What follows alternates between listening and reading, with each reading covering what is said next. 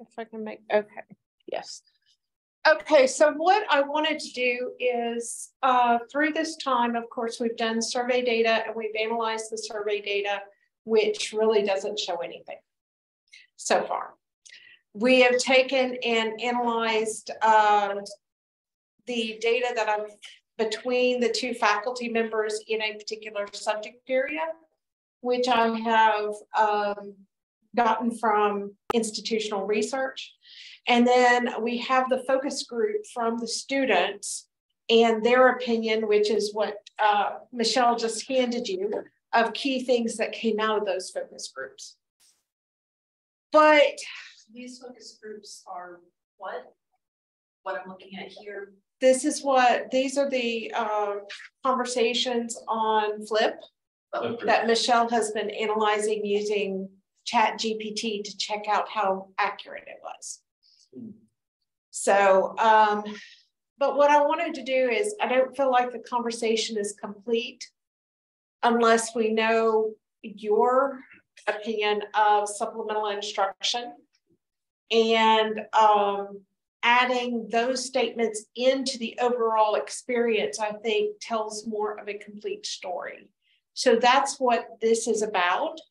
Now I will get the conversation started, but I'm going to let Michelle, who is more used to doing focus groups and asking questions of this nature, I'm going to kind of let her jump in and help me out with these questions. There's Darshan. So it'll wind up playing into their specialty more than mine. But so I think one of the big things I wanted to know is each of you, except for Pat, has now had the experience to teach a control group and a test group. And while I need to go back and get your data compared to prior to COVID, I wanted to know what your gut feeling is, or anything you can tell me about how things have been going with supplemental instruction compared to that without supplemental instruction. And I have, just letting you know, I've got it on Zoom so I can record the voices, but then Darshan will translate and you will get to see the copy. We won't be identifying anybody in particular, but you'll get to see the copy before it's published so that you have final approval.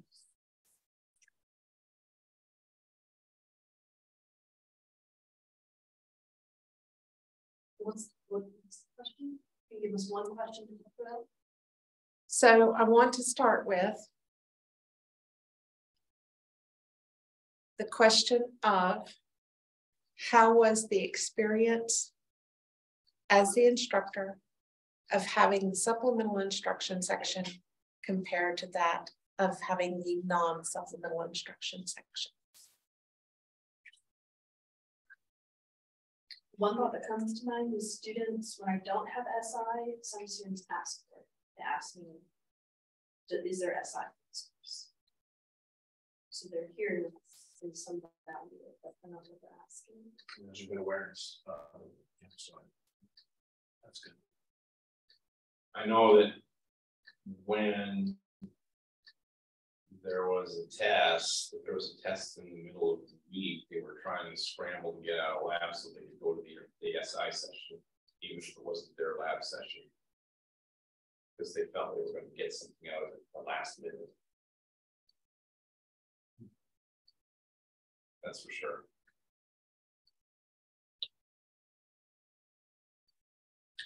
I didn't have a student or two ask for it this year.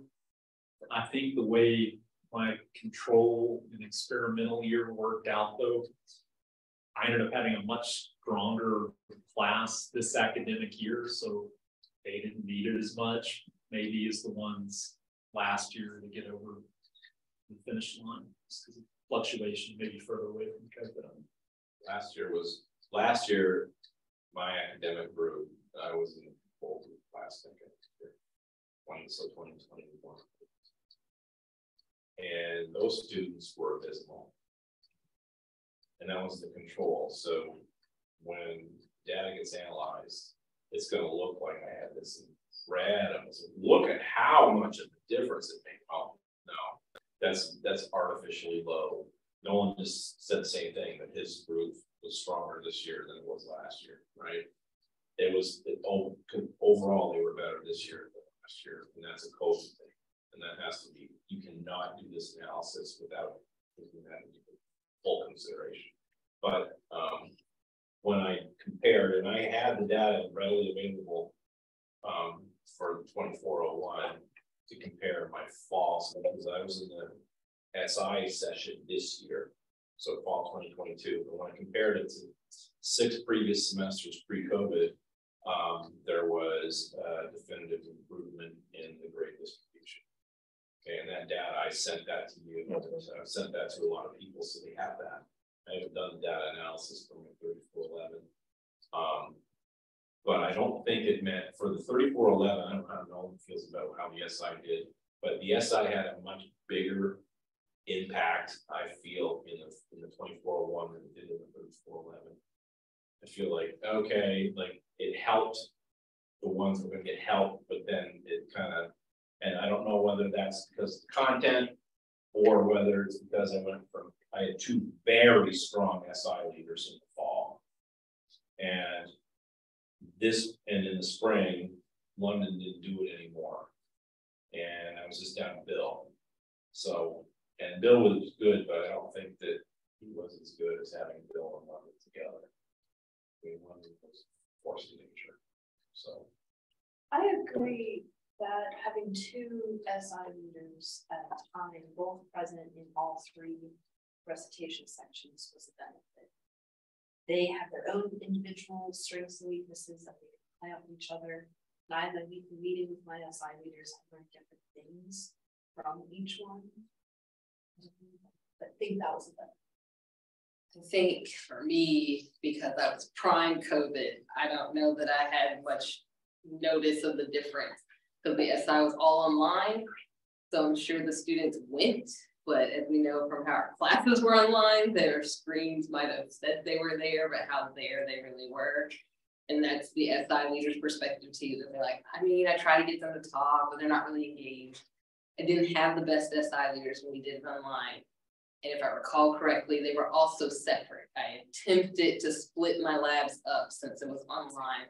So technically the SI leaders working independently, and that did not go over very well for SI leaders or the students in just hearing their feedback. So it's hard for me to look back and say that I saw some difference having the all online experience for SI. The fact that students went, the fact that students were trying to get out of lab to go to the SI session or the test says that they felt that they were getting something out of it when they went to go put something into it, they know that they were going to get something out of it. So are you saying that students left their assigned lab section to go to a SI recitation? No. Well, we have, so they had to go to one SI session. They had one that was supposed to be theirs, but if they had missed, make sure you go to one this week instead of going, you know. And it was like the last one before. Right. They always prefer that. Yes. I purposely see all the good stuff in the last place. So what? You know, there's this perfection at the very last one. Is gonna tip. It's the one thing it's gonna unlock the keys to the universe, and then they're just gonna miss that one little piece of information that's gonna unlock everything. Yeah. They think that if they don't get that, there it is. One, the eyes open up and everything becomes clear. The finger of God touches the brain, and the entire infinite wisdom of the universe is there now. So I'm not sure in this that this is a focus group, right? I'm not sure if I should just be talking about my experiences or tell you what I've heard from students or tell you what I've heard from SI leaders. I don't know if that's. I think you could say whatever you really can go through to see what would be relevant to the questions.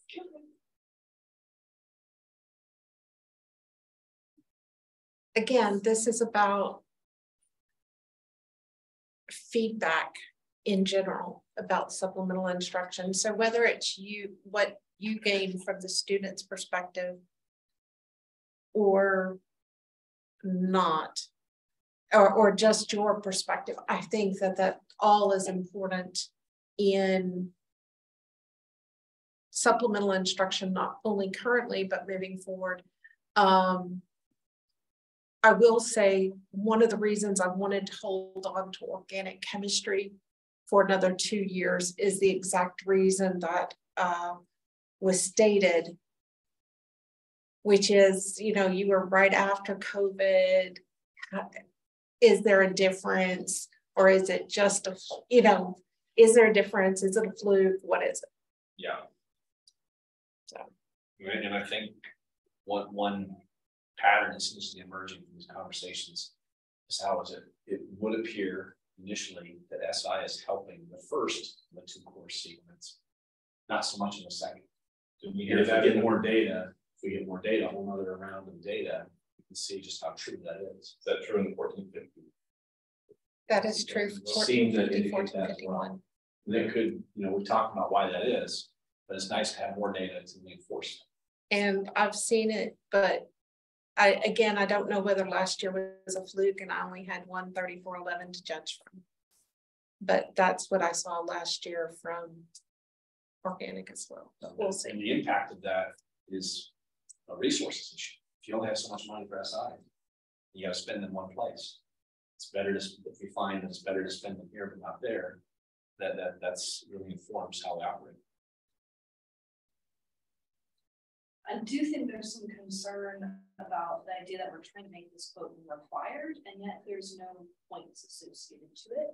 A lot of my good students didn't attend, especially when I had the STEM residential college section. They just didn't attend SI ever. I can't make them go. I didn't want to make them go because then they're there, they're crappy, and they're not really positive influence on the students who do want to use it effectively. So I do think if we do this long-term big picture across the department, we got to think about that. Is this optional? Is it required? If it is required, are you going to have points associated to it? Is that going to be the same across the board for all instructors of all sections? Is it based on the professor? Like a lot of stuff to work out there. Yeah. 100%. Yeah, it's supposed to be mandatory, right? It's supposed to be. So, and then I emailed you, right? What are we going to do? Because I asked, early on in the semester about the attendance data, and I looked. I could see that some people after about 3 weeks had only 4 weeks only been in one session. And now I asked for the data just so they can help with grades and data folders. I don't know. It'd be interesting to see who went to the SI sessions. Great. Well, some students aren't going to want to go to lab either, but that's part of the class, and it's not an option not to do that. People vary. Of course, you grade lab, this is how I grade lab, but everybody grades lab, so you have to go. So weaving it into the points, some portion of the grade. Yeah. I think if we believe in it, if we believe it helps, yeah, and we believe that it helps a large distribution of students, I would say. Yeah, maybe if these surveys that you're doing in the end of the semester aren't giving any kind of data, maybe we can replace them on points, because if you're just going to give them points, then maybe get rid of that. Just change it further. You get 5, 4, 3, 2, or 1 depending on how points come in the SI sessions. Yeah, I think hearing students talk just outside of being an instructor for it, good students that we see around quite a bit, they're usually making A's or B's. If they end up in a section that has SI, they're not necessarily happy about it to begin with because it's extra time in their schedule. But they're like, it's required, so and such says it's required, being the instructor. And I say, yes, they're right, it's required. And so they go, and about midway through the semester, like, it's not ideal for me to be spending this extra hour, but I can't refute that it is helpful sometimes. So I think in end result, most of them are like, I don't really regret it. And I do, and they express some, I'm kind of glad you held my feet to the fire, maybe do it, because if left to my own devices, I'm not gonna opt to do something that might be good for me, just because I feel like it's additional time and effort. I don't know how broad strokes that is, because it's like a data point of 2 or 3 people talking to me, but I think that that might generally be true, probably particularly once they get past the college chemistry. Because organic, probably very few have exposure to that prior to coming to college. And so I think that's where some of it comes from.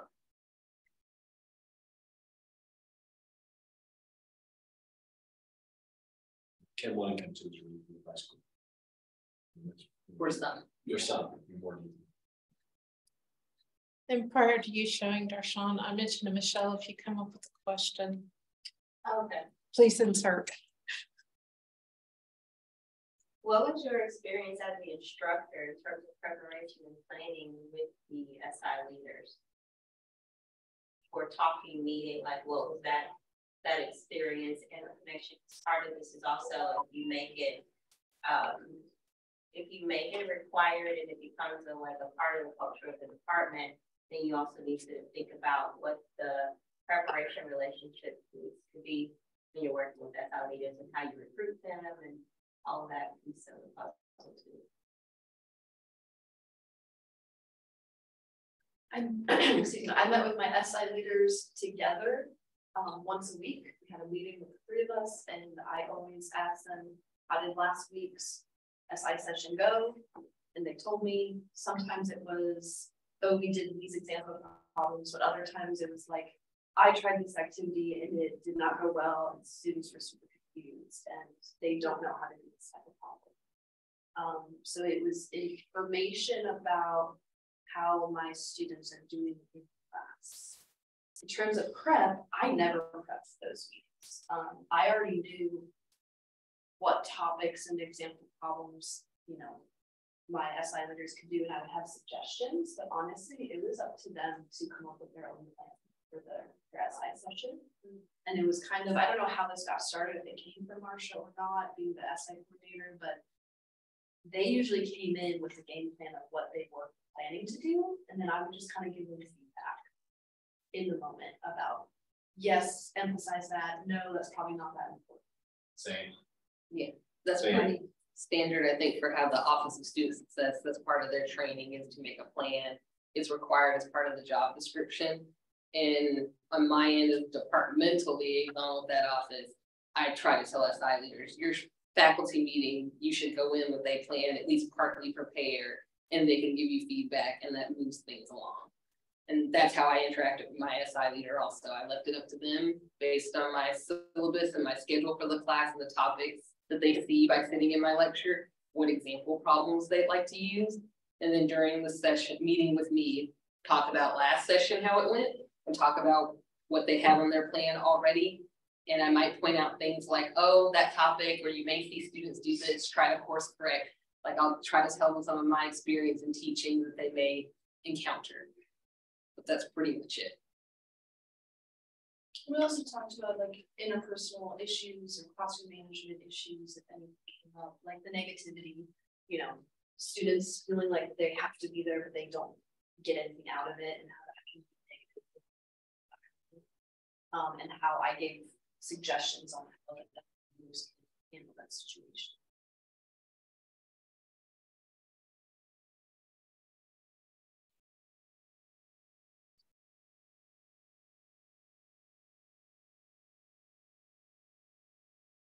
So is there, I know we talked about how they handle difficult situations in terms of the students are not really engaging or doing something, but do you all provide any kind of guidance on like what type of engagement, not just what practice examples, but like this is how you might want to get students engaged at this level, and not say, okay, do this practice problem that you all discussing it out with your SI leaders? Mine never really reported any sort of bad attitude issues or lack of engagements. When I got my, I did get a report this semester, about a month in about, the SI has been sparsely populated last thing. So that's when I got the first time I got information through about them. And then I said, emailed Martian and Faith and said, you know, what's, you know, are we penalizing for that, or can we, you know, what's the deal? Well, we can't really do anything like grant specifically, we can't do that. Okay, so when I dangled in front of them, I talked to the students directly and said, well, at the end of the semester, you know, I have to decide whether an 89 gets bumped up to an A or not. And what I'm going to do is look at the SI data, and you know, if you've been a good citizen and done all the things you're supposed to, then I'll be more generous with that. I mean, that's all I had. That was the only carrot and stick that I had for that. And I didn't get that SI data because, right, so I just had to kind of do what I had done in previous semesters, which was just kind of, I just had to do it the way I did in the previous semester. I didn't have that, but that was the only tool that I had to kind of help get them to remind you. And I kind of put some peer pressure on and say, everybody knows who's in your class and who's supposed to be there. And so you'll notice if somebody notices that you're not there, people notice that you're not there for much SI sessions, you're going to be sinking the ship. You know, you don't want to be that person, but you know, how much weight does that carry? People got, oh, I got to go to work. I got a job. No, that doesn't fly for labs. No, I know. That's the purpose of scheduling it now. Now, I had my leaders take attendance off the books too. I handed them the same sheet I used to take lab roll, broken up by section, and had them give me a copy after every session. So people weren't, I didn't have to worry about data loss or something like that. Back to your question about did we talk to them about like active learning or teaching strategies, basically? I did talk to my students about that, and depended on the content, and I tried to brainstorm with the students. I know that the SI training that Drew provides, they talk about specific techniques to use in SI to get that engagement, especially group social engagement of, you know, students talking to each other. So I always relied on the SI leaders and said, okay, this is the content I want you to think about. This is the main point. Out of your toolbox that you've learned from, what do you think might work? And then we brainstorm together how they could orchestrate some sort of active learning activity. Sometimes it works, sometimes it, yeah. So there's an attempt. It's more built into their session planning now than when we were having control groups. So they do have part of their session planning, ask them how might they do an activity or what style activity based on the training that they learn, like think, pair, share, or will you do jigsaw? Like they go over those methods and ask them to put in their plan. Would they try to do this with this example problem or this prompt? So some of that is more built into the training than it used to be. I want to back up to something that Rick said. You said that there was low attendance this semester, at least at the beginning. Do you have a feel for what the attendance was like in the fall compared to this semester? And same with all of you, because I just wanted to know from a data point, from the DFWI percentage, how it relates. So, Okay. the grades were better, so much better. Honestly. Then they had, the grades were noticeably better. I noticed like almost right away that students that normally I had them pegged, would have had pegged for an F or a D or a W, that were sitting in the middle C, right? And that carried out onto the whole semester. So I just Was that this spring? that was in the fall. That was in the introductory course. I never looked at SI attendance. But maybe they have that data. Somebody probably has that data. I think that the big hard thing is recruiting like really enthusiastic, really bright leaders. Because when you're getting to our course, when you're getting into the junior level science class, people that have completed it, these students all have, you know, they're shadowing the surgeons and they're doing research projects and everything. Getting somebody that's qualified and really skilled that has the time to do all of this, because it takes a lot of time if they're doing 3 hours a week in class and then they're doing 3 hours a week of sessions. That's a lot of hours for them. And I don't know, do you have SI leaders for fall for Noah's class?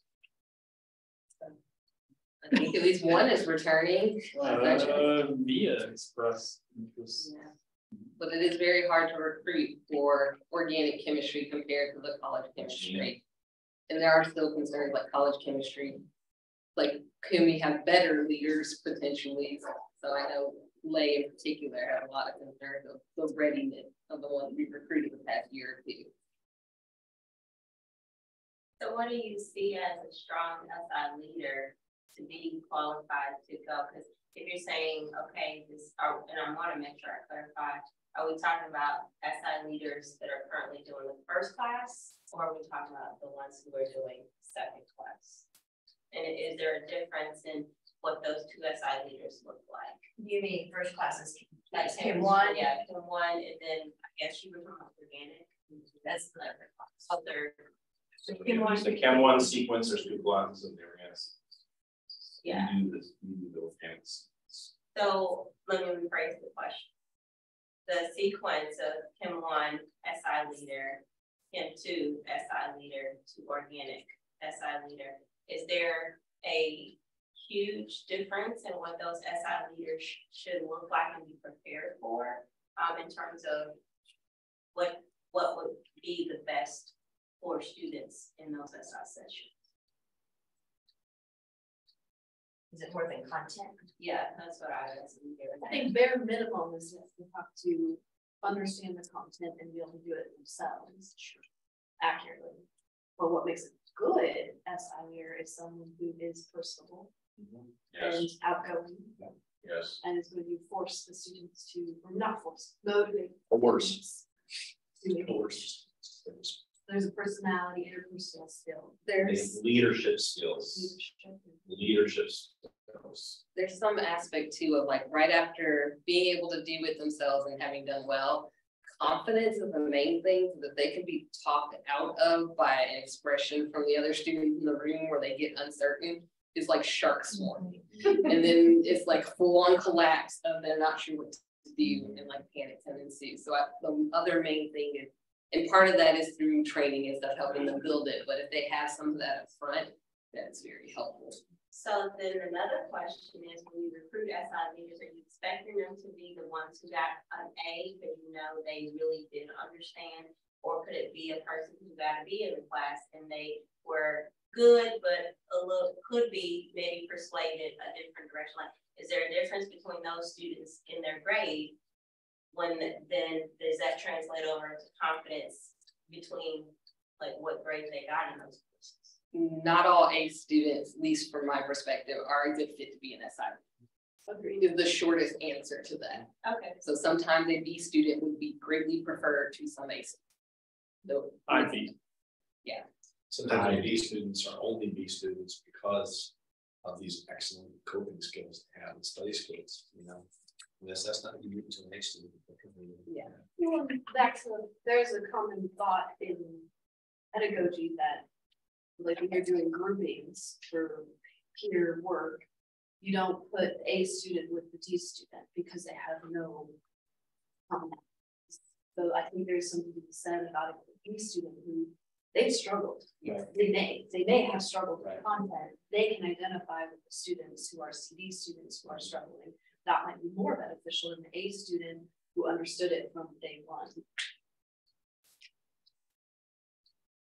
Numbers wise, big picture, recruiting college chemistry 1, easiest, larger pool. And as you get closer and closer to organic chemistry 2, that pool whittles down to probably like a fourth of where I started. Like I can look at the Excel spreadsheet list based on who has had passed the class alone. And I might have 60 options for college chem 1. And then it gets down to like 50, 40. And then organic chemistry, I start to look at a pool of like 30, maybe 40. Organic chemistry 2 is like 20 if I'm lucky. So what are faculty doing? And this is a question for everyone, but what are faculty doing to help recruitment within those classes so you don't just wait until you get to the end to figure out, oh, this was a good fit. Is there a way to build in those leadership opportunities, like in the class where you have them be a group leader, and then you do this to start identifying those people? Like, is that something that can be done that then allows you to have a better pool to select from, and which could also possibly help them with their own like development of confidence, with content knowledge or something like that? I don't know. It's a question. Maybe. I mean, I think that would depend on individual instructor first and foremost, but I don't think we've considered it. I know I used to, before this, have like a lab activity where I asked them to like go to the board and demonstrate a problem that they have designed with some guidance. And that was my way to figure out if maybe they'd be a good TA or SI leader. I think to some extent, accidentally, SI leaders do that now, where now that we've gotten a rhythm and they know this program is here and around, they'll come to me and say, hey, so and such in my session, I think would make a good SI leader to partner with me if you're still looking.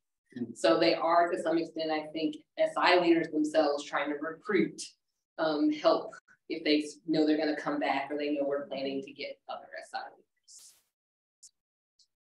To answer the question about how do faculty help in recruiting, I will wait for Marcia to send out the email saying I'm looking for SI leaders and these are the times, because that's the most important thing, is that they have to make their schedule, or their schedule has to already align with class and recitation levels.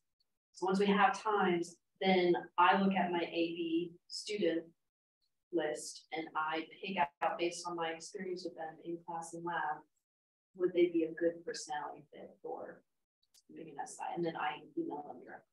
That's what I did when I looked at the AV for all the same reasons. You know, I especially look for people who you knew overcame a struggle early in the semester, so they had to do whatever they had to. And that's a really good quality. Confidence builder. Like you made a good point about how we can relate to C students because they struggle themselves. I think that's really helpful. I think we can see that in lab. A lot of our labs work in pairs. We can see who's kind of leading the pair. Proactively, I think the biggest change we've had is Dershers are helping as the administrator with registering students in advance if they get that schedule for me. And this is the class time, and these are SI time. Who wants to come back or who's interested in being an SI leader, we will help you prepare your schedule before registration goes underway. Oh, so that has been helpful. So they get premium registration. Yeah. With the honors students and athletes. That's probably the biggest help we've had. I admit that. But we need to have that information early though. That's the problem. That's the hardest get it early. Yeah. And it's although that's an incentive to be an SI, you get premium slots. That's huge. That's been pretty limited, I should note though. It's not something we advertise to all students right now, part because of just trying to see how it goes. It's mostly people I know who have been an SI leader in the past, no matter the course. I let them know that's an option, we'd like you to return. And then some students, like the organic in particular, are like, hey, I know so and such, can I let them know, even though they've never been an SI leader, they're interested and they may come along and ask about it and we have a conversation. Could that be something that then you offer the students that are identified as potential like not share it broadly and say, hey, we think you're a great leader and we would love for, and this would be an opportunity for you to get training for like to make it so you do have that opportunity to pull from more students. Yeah, I think so. That's like the biggest incentive I've seen yet for recruitment, and they love it. And I think like SI leaders in biology are like, you want what? Like, yeah. Are there any negatives or potential issues continuing to do that? Not that I know of. That's more of an administrative question. What courses in biology have SI? I think Bio 1 and 2 have SI. if I remember. And one thing I can say about my fellow chairs is whenever we're doing that, and it's gonna run up against a class, it's not mine. I've called math, they say sure, no problem. I call biology, they say sure, no problem. I call physics, they say sure, no problem, because I'm gonna let them, they're not my class, but I'm gonna enter them in physics and say sure, that's a. And that's really good cooperation. What I missed. In other words, I have control over my own classes. It's no problem for me to put them in early into a chemistry class. Oh, you're asking early in a calculus. You asked the class. biology people, it's okay for me to put them Right, to in enroll Cal them. yeah. And they're very good. Can we pay them more? Or does it have to be minimum wage? If you could make X plus 5 at Chick-fil-A. Yeah. Yeah. Well, my comment, I agree, and my comment is, do we really need TAs in lab? Because Yes. because I teach 20 some students in my lab section, and 2 out of the 3 don't have TAs, and I do just fine as a TA. So is that, since organic is both saying yes, then maybe that's not needed for Chem 1 It's a resource issue, and I understand what you're saying. It's the budget issue, right? It's a budget issue. Can I choose to nix my TAs so that I can pay my SI? Well, this is a whole other be considered. This is a whole nother. The SIs are paid by another office, and True. I'm content to have another office. Oh, true. But another office could pop up one. You gotta go ask the other office. Because it's technically Office of Student Success. Right. Supporting, yeah, and it's their. Okay. Every time I see TAs Kurt, I are paid by the office. No, TA is paid by the department. Oh, no, I understand what you were saying. I was saying like, not, you can't change possibly the pay that I needed to get. But I was wondering, could you change the TA to be an SI department person? Like, actually, instead of having TAs in those classes that may not need them, switch it and just say, we're going to assign you to be an SI leader. Or I don't whatever. think most people go for the idea of losing No. TA. And I agree with you, McKinsey, but the ideal world would be TA for everything, for safety reasons. It's the ideal world. It's not ideal. Yeah, if I didn't have TA in the section, I mean, I didn't have a TA for my section that was 13 or 14 people. It's a little, it gets more than that, it's very case. Well, if you have to be back in the IR room. Gotta be you back in can't one see room, what's going There's like on. 4 or 5 things that have to happen at the end. Disposal and Yeah. work up and now. That sounds a lot more intense than our. Yeah. I will note on the note of pay and like some incentive, I think somewhat the SI leaders in chemistry have some advantage and they enjoy that they know they can get their pay, because the way they're trained and the way it works is if no one shows in the first 15, you're supposed to cancel your session and not log hours after that point. They're not guaranteed the time if there's a lot of no-show.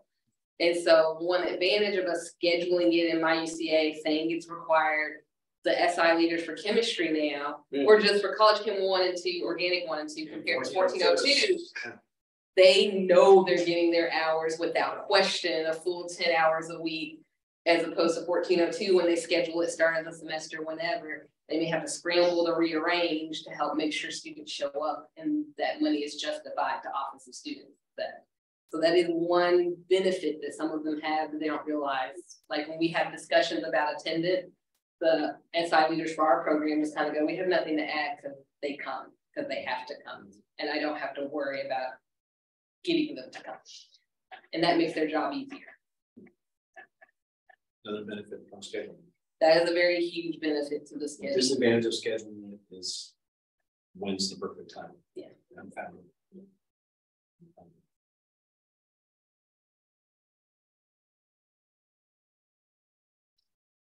So I want to be cognizant of time. Are there specific things that you would recommend for the program going forward? So I'm looking for the next 2 years, we will still be on the grant. Things will stay the same. But I'm also looking for after the grant. So I'm just trying to get feedback and build up that feedback. I think SI required scheduled SI recitations for college chemistry 1, college chemistry 2, and organic 1 should be a priority for all sections. We should spend money. Here's the thing, I've heard Dr. Davis say on many occasions about things like, well, you know, getting the people, you know, in terms of money. And I mentioned about the SI sessions going on here and stuff, and I said, oh yeah, I know the big improvement in the grades and everything, and this, that should help with retentions. And if you can convince Dr. Davis or whoever controls the purse strings, the SI sessions are going to save 2 or 3 people from taking a withdrawal from the university, you know, something like that. If you can just say, if there's any kind of way that that can be quantified and said, then there might be, that's the approach that has to be taken when asking for money, because it's all about retention, right? And if this can be shown, if there's any way we can say that the retention has improved, somebody can research and go and say, okay, people that took these SI courses, here's the retention rate. People that didn't take it, here's the retention rate. This has got, we've got a 2% difference out of 80 students, right? That's 1.6. Especially whatever. Then they're going to find the money for that. What I especially like is the idea that we're talking. It would appear, we don't have all the data yet, but it would appear that it's the first of the 2 class sequence. In other words, if there's limited resources, and we got so much money, we're telling you that our experiment suggests spend the money on this class and spend the money on that class. You have numbers that will show the big spend that. Yeah, and Chem 1, Chem 2, in Organic 1 is the launch pad to students in any STEM degree, well, even engineering. So that's one thing right now, as far as on sequence, the organic courses do have a huge advantage of all of them could be SI because there's usually only like 2 instructors at a time. The college chem, I think, is going to be a lot harder, but it would be nice to, there's no, like, you enroll in college chem 1 in fall 2023, SI will be there, period. So there's no students like confused about what is this extra hour, and it just becomes part of the culture. Many schools have college chem 1 and 2 are 5 credit hour schools. Yes. So one of those credit hours is a recitation. Yes, it is. And it's built in. Yeah, it's built in, but there's credit hour 3. I get that. Or maximum. But if we're talking 2 credit hours, let us go to 122. If we're talking 2 credit hours, 2 to ensure the students are retained STEM. Isn't 2 credit hours worth it? I mean, you know, that won't Don't they find, no, you go and I know, I said it. I think it being required and scheduled is important, even though the hurdle for that seems nightmarish as far as logistics. Does anybody have any ideas on how to identify the best time? Because I haven't found it yet. I hear anecdotally. I don't think Like, there is it is better a best midday? time. Is it better in the evening? And the answer is yes. And the answer is no. And the answer is no. And the answer is I yes. think Not you offer, you know, a variety. two combinations, right? Like 2 varieties, 2 flavors of combinations of lab and recitation. And is going, I mean, I think that the feedback that you got from advising like a semester or 2 ago seemed really logical. That it's like if they have lab on a Tuesday, make the recitation on Thursday. Yeah, I kind of thought My personal thing was just get it all done one day, but you may, I would have never thought of that until you got feedback. Did they have any data that suggests across the semesters that we've done that there's more attendance at specific times for SI?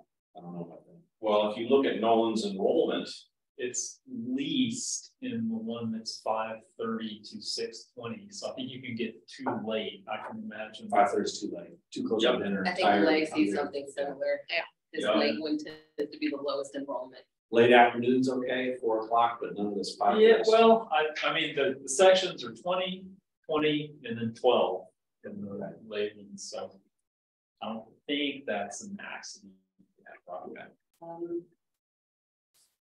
I think Rick mentioned something about it, but I think I'm starting to have a question mark on the survey piece. I think you mentioned, like, if we can't incentivize them with the extra credit to do the survey, maybe there's something more impactful that we can be doing to get the data from.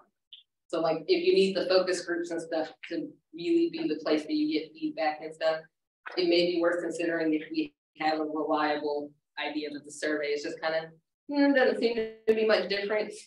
Maybe the focus group might be easier to lean on and get information on how much it impacts student and the DFWI rate, which at the end of the day, the university is going to care about the DFWI rate to make the point of whether they would give money to such a big endeavor anyway. I also want to throw out off sequence. We have only studied this on sequence. I've been on sequence for 2 years now because I've been on STEM. I am off sequence and It's a different. it's been a minute and it is challenging. And so I think SI actually would have more of an impact Off sequence. off sequence Interesting point. and not in the STEM residential college section. Well, I agree. So In other words, where are our most needy students, the ones that are a semester? but also those are probably the students who aren't really on board with college and aren't going to attend an extra hour. I don't know, it's a toss up, right? But we also it's a get, thought. in those sections, people that are semester ahead. Yeah. Some, most are behind, most are semester, but one for either repeating or remedial work. I will note, when not an instructor, the most of the comments on will there be an SI come from off sequence students actually. And they look disappointed when they realize we only offer. So they had it on sequence and they withdrew and Or, they want to take it again. For whatever reason, they're not on sequence. We also have the students who do fundamentals chemistry. They're technically not off sequence. Right. And nursing.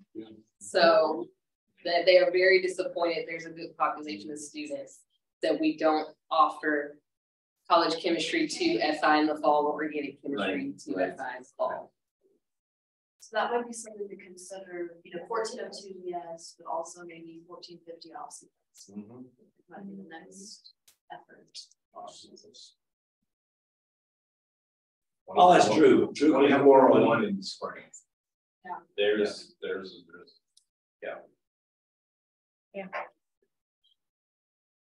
Okay. Do you all consider, if they're off sequence already, is that not enough to say that it should be required? You could offer through an off sequence? Meaning that we require the students to go, or? I don't think it could be any different. Maybe it's for the reason of the sake of the experiment, but let's talk post-experiment. That's what I was. Yeah, post-experiment. We believe there's merit in them doing this. We just make it a portion of their grade. Some percentage. Yeah. However, there's just to do it. Right? Just like Just lab. like Nolan said about lab. Yeah. We all incentivize lab attendance. So that is the point. If you truly believe in it and the buy-in is important, you should reflect that in the evaluation. I would spend the percentage. If I thought it meant that 20% of my students would not drop, I would spend the points. I don't Well, even know. those A and B students won't be as cranky about it either. Right, by golly, right, those top students. I mean, technically with lab, an incentive could also be dropped if you don't go, but I don't know if we could do that right now because of how we have to do grades. I like the idea of SI off sequence for 1450. I really like that. I'll ask Drew. for some- Okay. Well, I appreciate your time. If there's any last parting words you have for me, or if you think of anything, email me. We are just, again, I'm trying to get the view from everybody. And one of the things I need to get with you, Marsha, is I would really like to send out a few questions to the SI leaders that have done SI in the past and see what their thoughts are. Yeah, well, Flipgrid or just even a essay type situation where they write their opinions. That way I've got the students' opinions, the faculty opinion, and the SI leader opinion on the impact of supplemental instruction. I think that's the best way to get an idea of what's actually done. Yeah. Because I've never attended an SI session out of it. Right.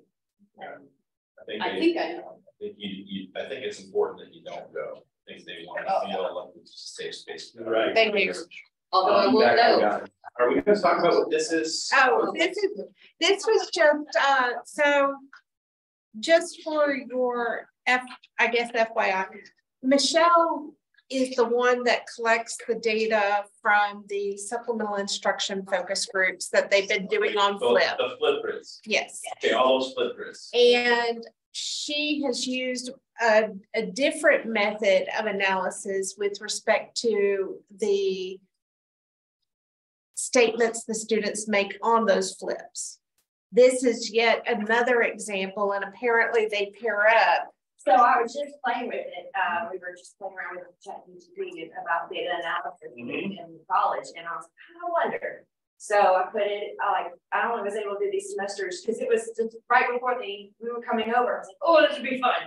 And it's crazy how close.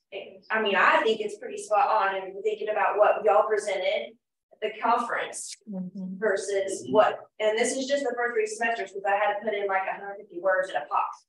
So, and then I took each of the individual themes each time it went and then plugged them in.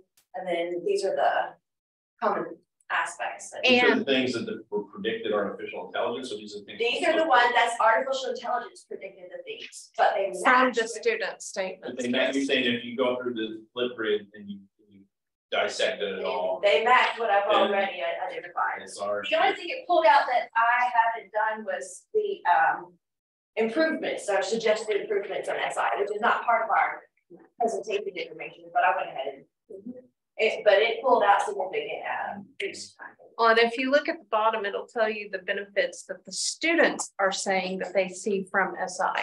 Yes. So the upper part is just what type of thing are you getting inside the classroom? What type of thing do you do outside the classroom? But the bottom is specifically focused on supplemental instruction, the bottom and the top of the back. Which is pretty close to what they were. So I thought it was pretty fascinating. Yeah. All right. See y'all later. Thank you, Michelle. Thank you, everyone. Well, chat We can't see your dead animal. No longer. It smells like someone sprayed something.